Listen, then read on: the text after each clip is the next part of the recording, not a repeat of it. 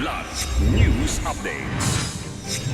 Mga balita ngayon, Orly Guteza binawi ang salaysay na nag-deliver siya ng maletang pera kay Romualdez.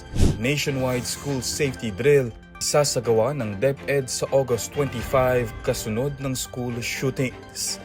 12.4 million pesos na smuggled na sigarilyo nasabat sa Maguindanao del Norte. Ako po si Cesar Soriano para ihatid ang mga nangungunang balita sa buong kapuluan ngayon. Binawi ng dating sundalo at nagpakilalang dating security aide, dating ako Bicol Party List Representative Zaldico, ang kanyang naunang testimonya na nagsasabing naghatid siya ng mga mali-maletang pera sa bahay ni dating House Speaker Martin Romualdez. Sa bagong affidavit ni Orly Guteza, sinabi niyang pinilit umano siyang magbigay ng naturang salaysay kapalit ng pera at scholarship para sa kanyang mga anak.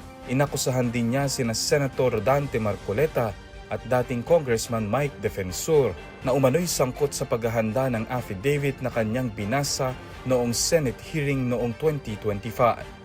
Ayon kay Guteza, napagtanto niyang ginamit lamang siya matapos mawala ng komunikasyon sa mga taong nangako sa kanya, dahilan upang bawiin niya ang kanyang mga naunang pahayag at humingi ng tawad sa kanyang pamilya. Wala pang pahayag ang kampo ni Marcoleta at Defensor ukol dito. Magsasagawa ang Department of Education o DepEd ng Nationwide School Safety Drill sa Agosto 25 kasunod ng mga insidente ng pamamaril sa Tacloban at Zamboanga. Layunin nito na palakasin ang seguridad sa mga paaralan at maiwasan ang karahasa. Ayon kay Palace Press Officer Claire Castro, patuloy na nire-review ng pamahalaan ang mga umiiral na hakbang sa seguridad upang matukoy kung ano pa ang kailangang dagdagan o ayusin. Aniya, agad na ibeberipika at i-assess ng mga otoridad ang anumang ulat ng posibleng banta.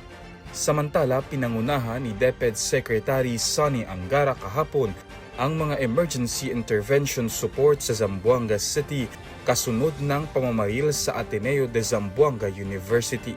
Higit sa seguridad, binigyang diin ni Angara ang halaga ng community-wide approach sa pagprotekta at pagsuporta sa mga kabataan. 2 lalaki ang naaresto matapos masabat ng mga otoridad ang isang wing van truck na may kargang tinatayang 12.4 million pesos na halaga ng pinaniniwalaang smuggled na sigarilyo sa Sitio Marayag, Barangay Bayanga Norte, Matanog, Maguindanao del Norte, madaling araw ng Agosto 18.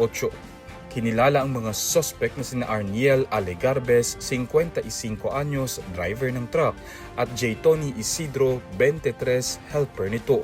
Sa isinagawang joint checkpoint operation, nakumpiska ang 290 na master cases o humigit kumulang 14,497 na rims ng sigarilyo na may mga brand na Green Hill at Bosco.